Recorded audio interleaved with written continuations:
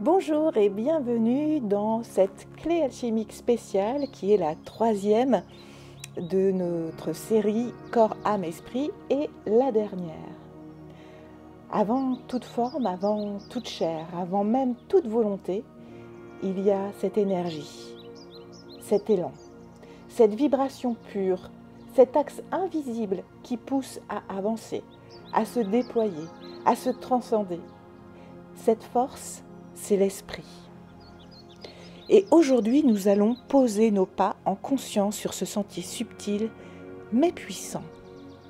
L'esprit en alchimie correspond au soufre. C'est le principe actif, le feu créateur, la direction. C'est cette boussole intime, invisible aux yeux, mais ressentie dans chaque fibre de notre être, lorsque nous sommes alignés.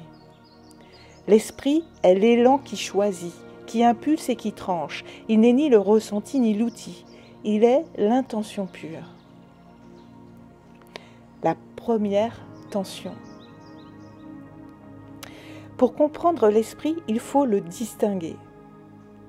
Et c'est important, j'insiste un petit peu parce que je vois bien au fil de l'eau, au fil de mes séances, qu'on a du mal à faire la différence.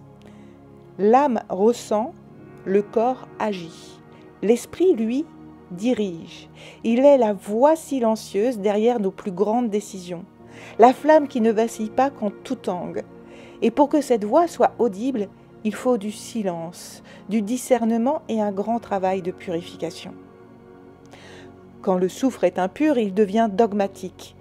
Il s'attache à des croyances, des certitudes figées. Quand il est purifié, alors il devient un véritable élan créateur, une merveilleuse force d'inspiration, un guide sacralisé. Tu peux par exemple ressentir dans ton âme que tu veux aider les autres. Tu peux mettre en place une formation, un accompagnement ou un soin pour cela. Mais l'esprit, lui, va dire, est-ce que cette action est alignée avec ce que je suis réellement appelé à transmettre ? C'est lui qui trace le cap.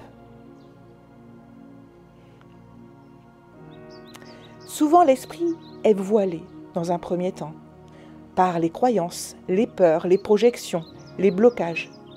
On croit suivre notre voie, mais en fait, on suit un modèle. On pense avoir trouvé notre mission, mais on copie celle des autres. L'esprit, quand il n'est pas écouté, laisse la place au mental. Et là, on confond inspiration et pression sociale. Je dis sociale parce que c'est bien souvent celle-ci qui prime chez nous. Exemple, tu sens que tu veux créer un nouveau projet. Tu ressens une grande joie à l'idée de le partager. Et soudain, tu vois que d'autres font ça mieux ou différemment. Alors tu doutes. Tu dis, je vais tout changer. Et là, tu dévies, tu dérives et tu finis par perdre ta boussole. L'esprit ne crie jamais, mais il murmure. Un petit rappel au niveau de ce qu'est le corps, l'âme et l'esprit. Le corps, il agit, il met en forme. Il est le labo vivant de l'alchimiste. C'est le sel. L'âme, elle ressent, elle aspire, elle relie. C'est le mercure.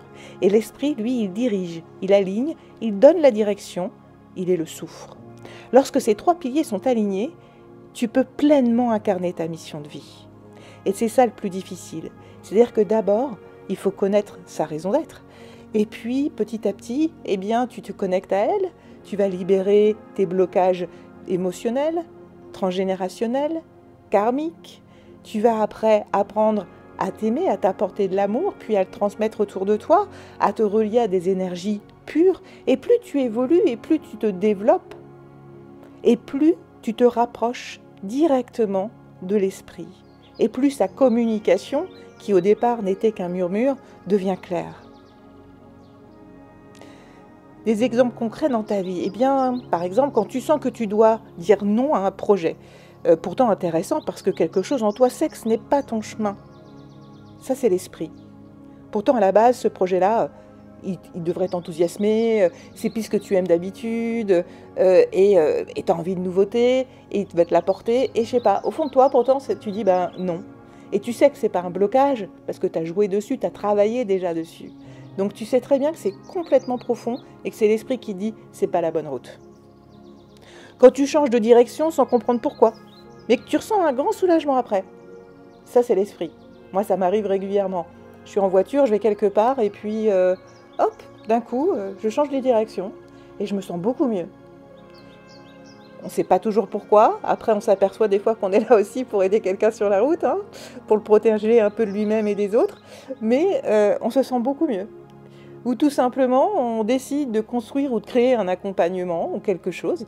Et puis, en fait, au dernier moment, on dit non, c'est pas aligné, en fait. Ça va pas. Pourtant, vous y avez mis toutes vos connaissances, toutes vos compétences. Mais il y a quelque chose qui va pas. Ça, c'est l'esprit. Vous rêvez en secret d'une relation avec cette personne et du coup vous allez jusqu'à l'idéaliser hein, et vous sentez que ça vibre fort en vous, etc. Et au moment où cette personne arrive vers vous, tout se passe merveilleusement bien et là d'un coup vous faites ouais mais non c'est pas pour moi.